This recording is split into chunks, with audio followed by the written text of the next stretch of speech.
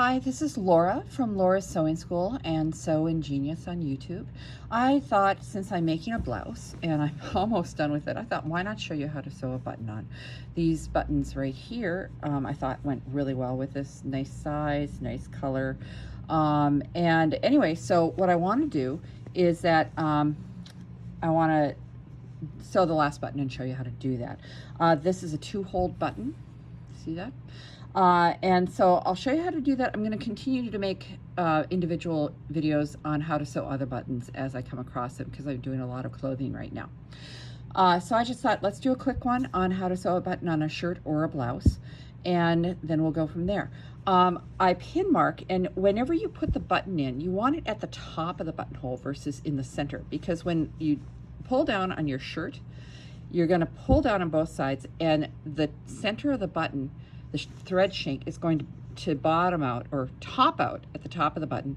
Or if you had a sideways button, it pulls to the very end of the button near the center overlap. So what I have up here is I've put a pin in that's just about 1/8 of an inch below the top of the buttonhole. Can you see that buttonhole there? I think you can. Yeah, it's fairly well matched thread, but it's over red thread right there. There, you can see that buttonhole really well there. So I'm going to put the center of the thread shank here, about 1/8 of an inch below the top of the buttonhole, to allow for the fact that these holes are about 1/8 of an inch apart. Okay, so I like to be efficient when I make these buttonholes, and so I want to teach you how to do that too. Okay, so what I like to do is I like to have enough thread to do several buttonholes, but I quadruple the thread. This looks kind of thick, doesn't it? But this is regular sewing thread. What I do is I take a spool of thread and I unroll the thread, my wingspan. Whoops, I just dropped the thread on the floor. Well, that'll be fun. Anyway, so it's super, super long. It seems way too long. But then what I do is I take and I put the two ends together. Okay, I match those up. Can you see those? Yeah, you can. So then what I do is I bring those together, and I might even give them a fresh cut. All right. Then I'm going to take the needle, and I'm going to put these way down between my fingers, like the length of a whisker. It's really, really, really short. Okay. So then what I'm going to do is I'm going to take the needle and I'm going to thread by putting the needle down on the thread, and I'm going to put that through there, and I'm going to open my fingers. And do you see that? Then I'm just going to pull it like that. Now you can use a needle threader if you wanted to. That's what these little things are.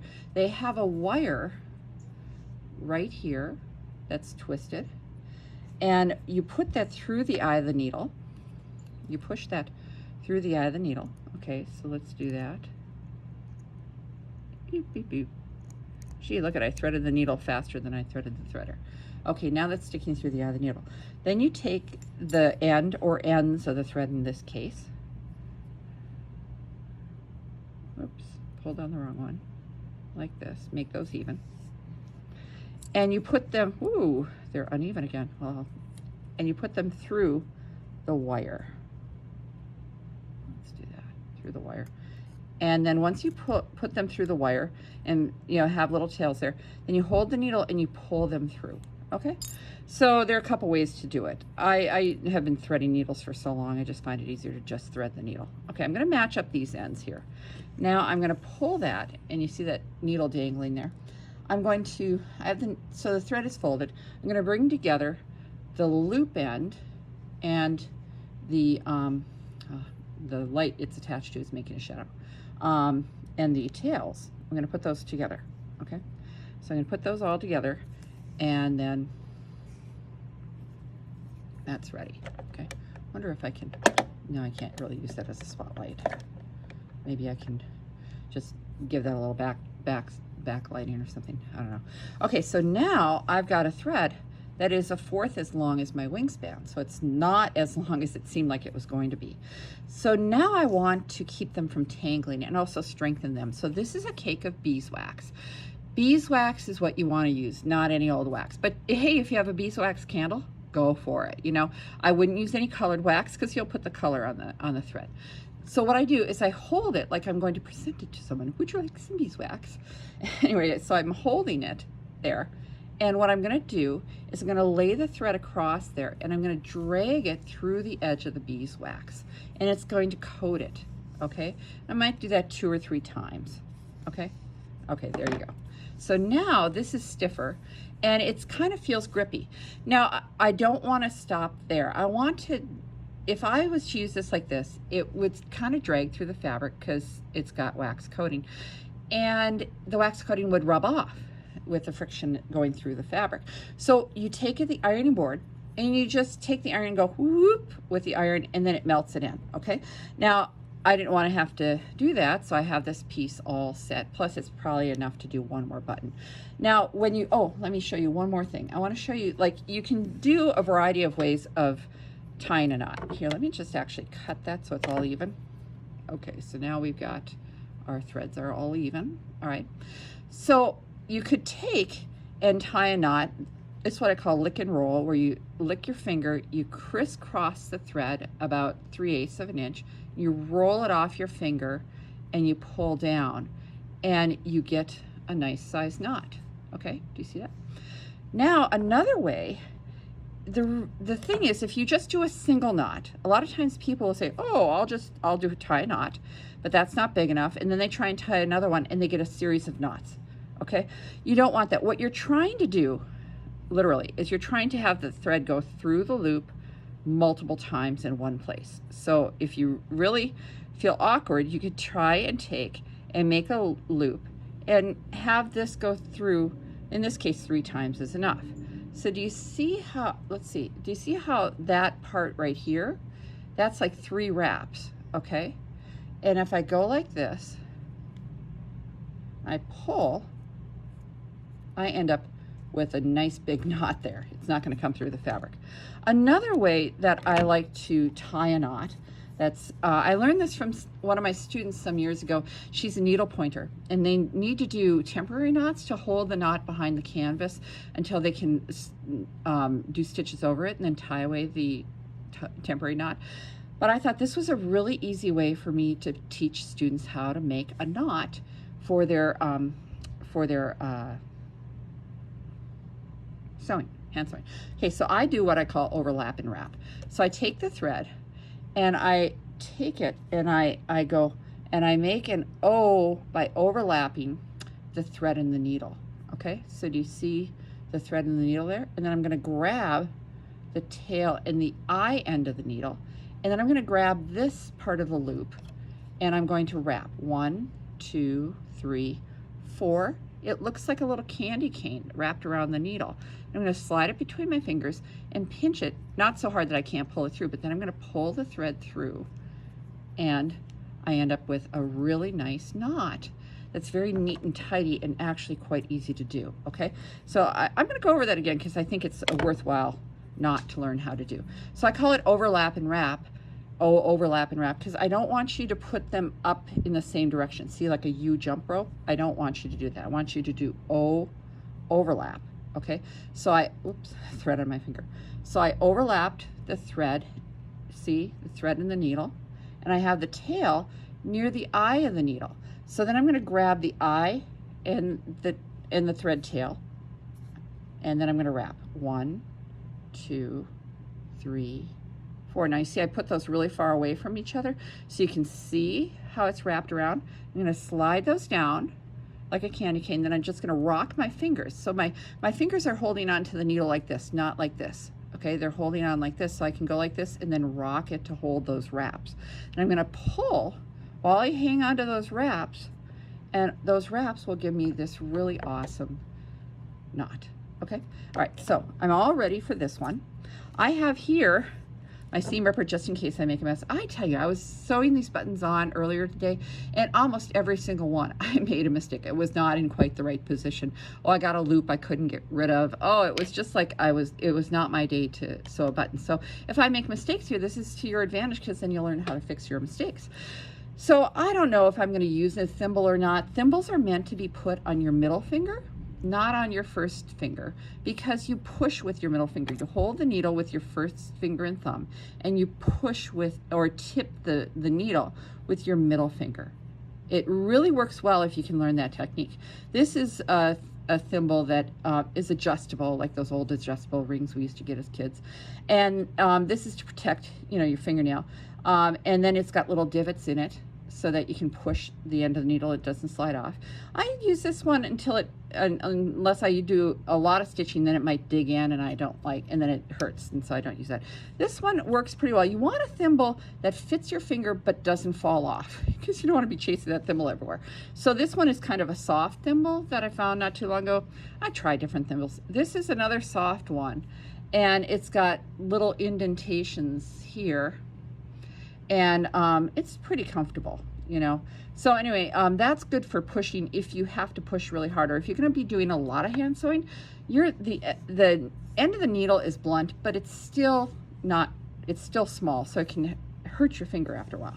Okay, so what I did is I put a pin underneath here, underneath where the buttonhole is, and I mentioned it's 1/8 of an inch below the top of the buttonhole. That's the top. And where the pin enters the fabric is the center where the button's going to be, okay? So what I'm gonna do is I'm gonna come up from below, and I'm going to come up. I'm right-handed, so I'm going to take and come up from the left, because I'm gonna be putting the thread in from left to right, left to right. I'm gonna pull this all the way through to the surface, okay? Some people, you know, I remember when I first did a button, you're supposed to sew a button through all the layers, and then and sew stitch through all the layers and sew the button. I don't know that that's really necessary here, so I'm not going to do it. So here's my button, and it turns out this button really has no right or wrong side, no up or down. So, and both sides look equally good, which is nice. I tell you, the dearth of good buttons out there at the stores is so frustrating. I think people just aren't doing clothing like they used to, and you just have the worst time. I found these in my stash. I just came across them. I had gone to the store looking for buttons and came back with buttons I was okay with but didn't love. And then I went through like a button box and trying to find those, and then finally I found some tins of buttons I bought probably 11 years ago, and then I thought these looked really good, so what a relief, you know. A lot of them are not made that well either, you know. You feel like they're gonna melt in the wash or something. So anyway, so I'm gonna come up through one hole. Oops, see how that's, I don't know if you can see that, but that's getting kind of loopy, okay? So I'm gonna make sure that I pull pull like this to smooth that out, you know. Okay, so now I'm gonna go down through this hole, and I'm gonna let it flop onto the needle, because I wanna see that I'm going about 1/8 of an inch, or the same distance below the pin. It's like, so the holes are 1/8 of an inch apart. So can you see that? See how the needle is, you know, the fabric is on top of the needle from there to there. Now that I've got that, I can pull that pin out. And what I'm going to do, because I wanna make sure it's easy to button, I'm gonna make sure this loop doesn't get all twisty. Now, before I pull it tightly, I'm going to put a toothpick underneath there. Do you see that? And that's going to keep it so that there's going to be a little spacer underneath when I pull the toothpick out. Now, depending on what you're sewing, like if you're doing a suit coat, or if you're doing a coat, like a winter coat, or a blaze, I don't know, you know, pants, whatever like that. It depends on how much of a thread shank you need. Some buttons come with shanks, like some coat buttons or that have shanks. Jeans always have bachelor buttons because they get a lot of wear and tear, a lot of stress, and so they have these ones that snap together, kind of rivet together, and they have a shaft that's at least 1/4 to 3/8 of an inch thick, because jeans are so thick. Anyway, so I want to make a little bit of a thread shaft, so I put a toothpick underneath here and pulled it tight. Now I'm above the fabric here, let's see, above the fabric with my thread and my needle. Now I'm going to slide underneath the button and come up through this hole, okay? The thing is, you're going to bend the fabric. You can't bend the needle and you can't bend the button. So what can you bend? You can bend the fabric. Now I do want to try and go through the layers for sturdiness. I don't want to just catch one layer, because that's not going to be very strong. Okay, I'm going to go straight down here, straight up and down, and I'm going to barely put the needle through the surface. I don't know if you can even see that. It's like barely protruding, like just enough to poke your finger if you did. But I'm going to barely get it through there, and I'm going to bend the fabric a lot. Like, look at that. See how much the fabric is bent? you're going to bend the fabric a lot so that you can just come out at the same place you did before. Now, you see I'm pushing with this. If I was going to do this a lot, I would use the thimble because that will hurt my finger after a little bit. So I'm going to do this. Now, I have 4 strands of thread. Now, every time I finish a stitch, I'm going to tug on that. And if I have a loop, I'm going to pull 1 thread at a time to get rid of those loops. I'm going to check it. You know, don't fall asleep sewing on buttons. Okay. And to make sure you don't fall asleep, I only do 3 stitches because I will have had 12 threads now. So if I only did a 2 strand on my thread, I would have to do 6 stitches. This way I only have to do 3. Okay, so I'm going to go straight up and down. Okay, straight up and down. Okay, and barely get it through the fabric. How can I tell it's barely through the fabric? My finger's here. Okay, so it can feel the tip of the needle, and then as soon as it's there, I'm going to bend the fabric in front of it. All right, now this is my 3rd stitch, and I'm going to pull it tightly against there, and you can see it wrapped around the toothpick. Okay, now I want to create a thread shank. I'm going to pull the toothpick out. All right, and you can just keep that in your toolbox. Now I'm going to take this and I'm going to wrap this around 1 and pull, 2 and pull, and then I'm going to wrap it around and I'm going to dive through the loop and pull it tightly underneath the button, nice and firm. Okay, so now there's just a little clearance. Let's see if we can get any kind of, there, you can kind of see that. See how there's space between the button and the fabric? Even though I'm bending it, there's still space there. All right, that's what you want, a little bit of space to allow for this. Sometimes people say, I'll just sew my buttons on my machine, and that's fine, but sometimes if you do that, you have to put in something to keep a spacer. Some machines, like I would say that the machine that's best for sewing on buttons. Okay, so I went underneath and I'm going to make that loop even because it had some weird loops in it. Now the loops are all even. All right, I made a little stitch in place underneath and created a loop. Now I'm going to go through it to tie a knot underneath. Then I want to just tie the tail. I'm going to go and skim between the layers. All right, and then I'm going to pull on that. Can you see it? I'm bunching up the fabric a little bit, and I'm going to pull on that and cut just above the surface, and the threads will disappear and you won't see it. So now I have my button attached and I can try my button hole. And I'm going to do a project on this particular top because I think it's a really great top to learn. This is one that I like the buttonhole to be tighter rather than looser. And because this is a two-hole button, I made sure that the sewing it on goes vertical because then it goes parallel to the buttonhole. Okay, so I am going to be doing a project. Oh, there's the mask. Okay, well, I'll make a mask to match the blouse. That might be too matchy. So what's really cool about this top is that there are these parallel tucks and they actually curve. And then there's some other cool things. I put some ribbon at the base of the tucks so that secures them, and that looks really pretty. And there's some other things that I did differently on here that I think people would enjoy learning. So anyway, what was I going to say? Let's say something about buttonholes. Well, I guess it flew out of my mind. So next time I do a button, I will talk about the buttonholes and then maybe talk more about another way of sewing the buttons on. So thanks for watching, and I'll be in touch soon.